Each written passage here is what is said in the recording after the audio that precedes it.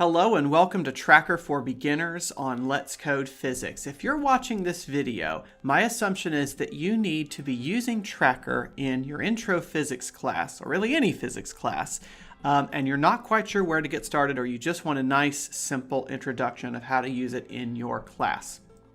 The goal of today's video is to get you started. My assumption on this video is simply that you have installed Tracker on your computer. If you haven't done that yet, then there is an installation link in the description of this video below. So you can pause here to take just a second and download and install Tracker. It will not take that long.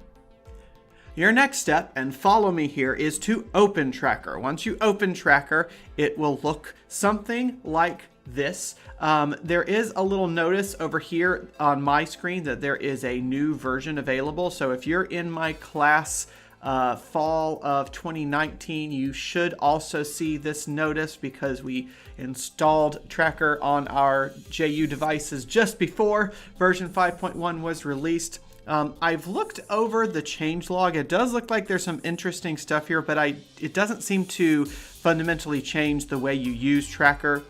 And so I think the outline I'll be giving in this video will still be relevant. Future Brian here. Clicking on the upgrade button simply takes you to the Tracker download page. So you simply, click on the operating system that you're working in and then install Tracker like you did before. So nothing major there. You don't have to install the updated version of Tracker if you don't want to. When it gets to Tracker 6, you probably should install, but then I'll probably release an updated version of this video anyway. So we will forge ahead with our Tracker tutorial here. The goal for today, for this video, is to get you from importing a video to getting some information graphed that you can then use in your physics lab. So my goal by the end of this video is to show you enough steps to be able to use Tracker in a lab. You won't necessarily know everything there is to know about Tracker, and that's okay. We will cover the more nuanced stuff in subsequent videos, but this is just sort of, if you're only going to watch one video in the series, make it this one so that you can get from knowing nothing about Tracker to being able to use it in your class. Okay, so Tracker is a video analysis software, and so in order to analyze a video, we have to first import the video. Easiest way to do that is to click here on the Open Folder. Should be a pretty self-explanatory button here. And this is nice because you can use this to open a video and start a new Tracker project, or you can open a previous Tracker project. So this is where you start regardless of where you are starting. Let's go to my folder for this series. I've got Tracker for Beginners right here.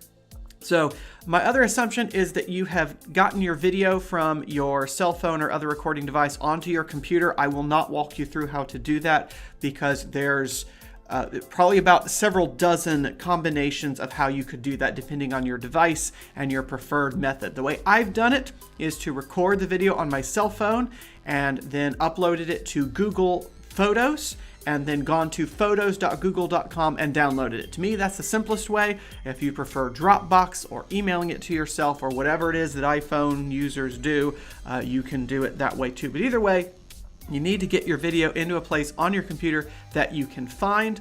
And so here I found mine. I named it Brian Walking because it's a video of me walking. The video loading process will take just a minute, and I think we'll fast motion through this part. All right, so here's my video on the beautiful Jacksonville University campus. Again, this was shot with my cell phone set up in a tripod. I would recommend getting yourself a nice tripod. You can get them for, I think, less than $10 on Amazon, or if you're in my class, you will be getting one as part of your class introduction materials. And basically, this has a pretty simple video control panel down here. I have set up the video or the camera here on this picnic table, and I'm going to be coming in from the left, moving to the right. I think you just saw my shadow pass over as I'm heading this way. And so there's not a lot happening here just yet because, oh yeah, there's me on the move to get into position. There's not a lot happening here just yet, and so we will not be tracking this part of the video. I'm simply watching it to find out where is a good place to start. And I see my shadows getting close to the sidewalk there. What you'll see over here on the left is the frame counter. You can also change that to the time counter instead if you want. I think the frames is sufficient though. All right, here comes me across the sidewalk here. So I'm going to scrub back just a little bit to get the start of my motion, because you only want Tracker to be looking at the motion that's interesting, but you want it to look at all of the motion that's interesting. So you want to capture enough information for it to be interesting, but no extraneous information so that it ends up doing weird stuff. And so I want Tracker to ignore everything before this point. I want this to be the start of my video analysis. So I'm going to right click on my slider here, and I'm going to select the second option, set start frame to slider. So what you're going to see when I click on this is this black triangle here is going to move up to the slider here. And that is now the beginning of the video as far as Tracker is concerned. There's still the video back here, like it's still there in the computer memory, but if I try to drag back this way, Tracker immediately snaps the slider back this way. So Tracker is going to ignore everything before this. So I don't have to worry about anything that came before, which is nice because this means when you're setting up an experiment, you can just have the video running and set up and adjust and do whatever you need to with the experiment, and then you're more concerned about just doing the experiment rather than starting and stopping the camera at exactly the right time. Now, of course, do have a little bit of prudence, because obviously the larger the size of the video, then the longer it's going to take to upload.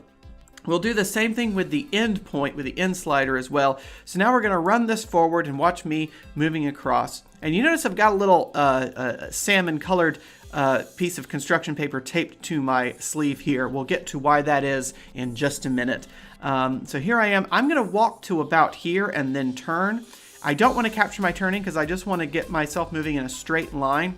So here I start to turn. I don't want Tracker to analyze that, because Tracker is wonderful, but it only analyzes things in 2 dimensions, so it cannot capture me moving forward in this direction. So I'm going to move this back a little bit, but rather than move the slider, I want this to be very precise. So I'm going to use the little step back button here. What that does, it's going to move me back 1 frame in the video. Remember, the way videos are stored on a computer is a series of images, and so this is saying to move backward 1 frame, 1 image in the video. And so if you look at the frame counter over here, it's moving back 1 frame each time. So that's why I like having the frame counter here. Let's see, let's get it to maybe till I get to just this line in the cement here. So we're going to move back several clicks here. Yeah, because that's right about there is where I start to turn. There we go. I think that's a good place to stop right there. So now I do a similar trick to what I did before. I'm going to right click on the slider, and I'm going to click on set end frame to slider. So you notice now this black triangle moves here. So now Tracker is only looking at the video between the 2 black triangles, the region of interest, you might say. So if I try to drag this thing past here, it's not going to go past the black marker here. Okay, next comes the step that I always forget to do, which is to drag the slider back to the beginning, because you want it to start from the beginning. You don't want it analyzing just the end.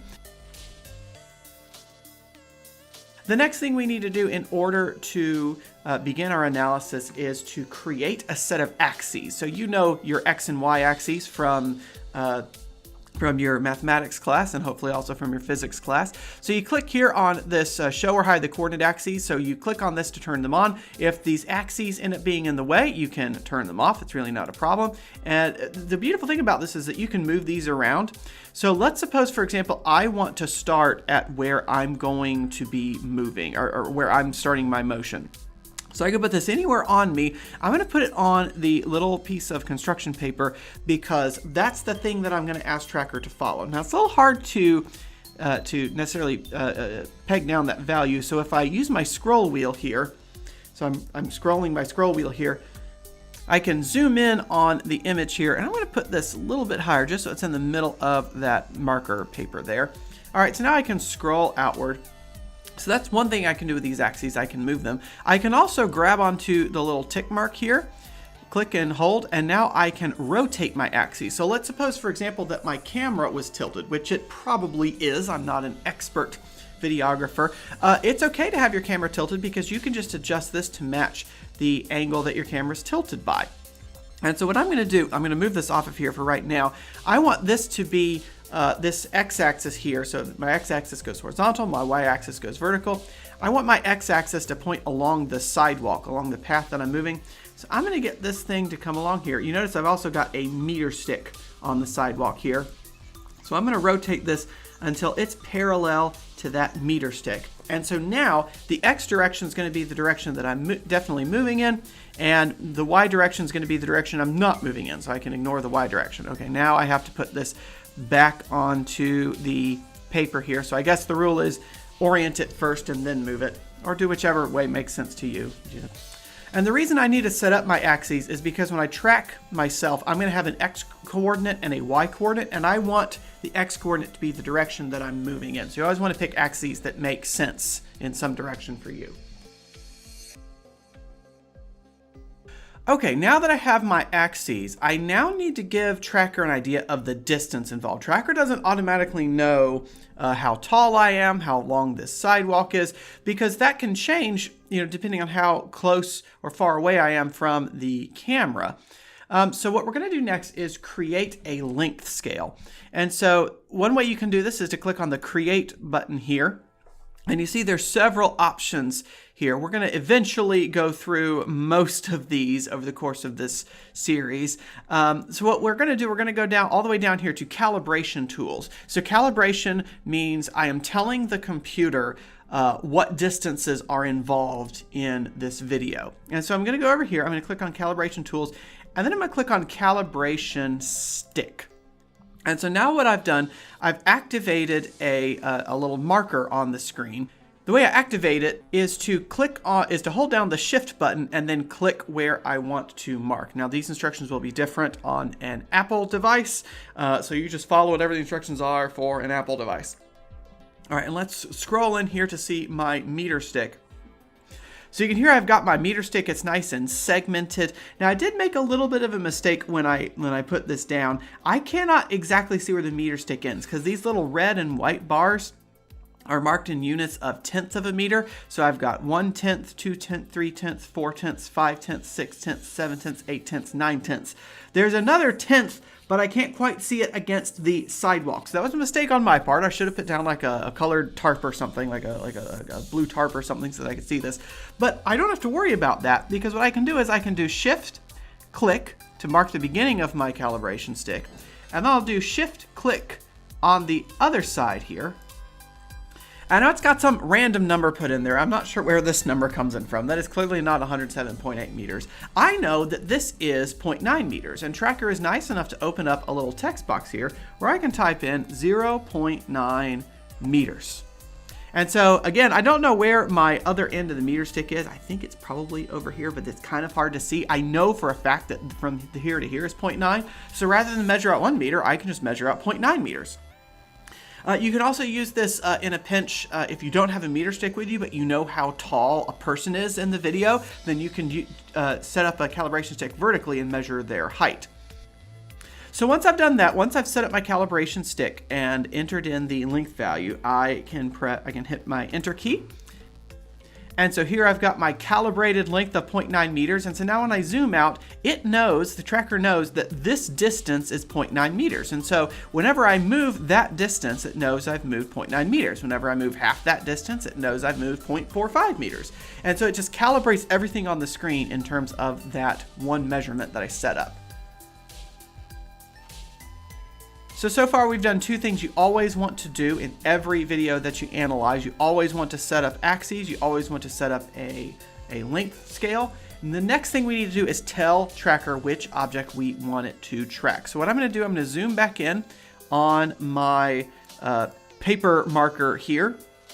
And what I need to do next is tell Tracker that this is the thing I want to track. The way I do that is I go back to Create, and this is going to be a point mass that I create. Basically, a point mass is a single image on the screen or a single thing on the screen that you want Tracker to keep track of, to follow along. And so we're going to click on point mass. And then I have a new screen come up called Track Control, and it's given the thing a name of Mass A, which is fine, but I want to name this something a little more interesting. So I clicked on Mass A and then on name. Let's call this Brian. So you can give this your name. You can give it basically give it a name that makes sense to you, so that you can keep it distinguished from other stuff. So again, that's click on the object here in track control and then click on name. I can also click on notes here to enter notes about myself. This is me. We can hit save. There we go. That's just any information that you need to keep in mind. I can change the color of my tracking dot. I can change the shape of it. That's just, if you want it to look a certain way or distinguish it from other point masses on the screen. The important thing we want to do here, though, is use the auto tracker device. So there's two options for tracking a point mass. The best option, or better option, is the auto tracker, because that's where the software will track it automatically. And then at the end of this video, I'll show you how to track it manually, just in case the auto tracker doesn't work out that well for you. So let's see. So I'm going to click on auto tracker, and so now it brings up this auto tracker window here. And so it's now asking me for an image to track. So what I'm going to do is I'm going to hold down Shift and Control, and you notice that that the cursor changes to a little target here. So I'm holding down Shift and Control, and then I just left click on the thing I wanted to track. So I wanted to track this piece of paper taped to my shirt. So I'm going to click in this corner just so that it captures the paper and a little bit of my shirt. So now you see that it moved me forward one frame. I jumped forward a little bit because it said, okay, here is this point. So it's recorded that point as a little diamond here in frame 0. And now what I can do, let's zoom out so that we can follow this a little bit better. Now what I do is I can click on this auto search. And basically what I can do when I click on search here, it's going to look for the template image in each frame. So you see it's got the little template image in here. That is the thing that I clicked on. If this doesn't look the way you want it to, then you can zoom in, you can adjust that circle that came up there. And so what I can do now is I can click on search, and this is going to automatically search and track it. So here I'm not clicking anything. It's automatically moving forward with me, keeping track of that paper. And you can see it the image here, the template jostles just a little bit because I'm moving up and down. It's not perfect, but it's able to keep track of this being the thing that it's looking for. And you can see here in a lot of these, it'll show you what the match score is. That's basically a measure of how good of a match the image is to the template. If that match score ever falls too low, like we'll see in an example at the end of the video, it will ask you to basically confirm its match or to adjust the search parameters. You can also see I'm getting a graph automatically over here of my position. We'll take a look at that graph in just a minute.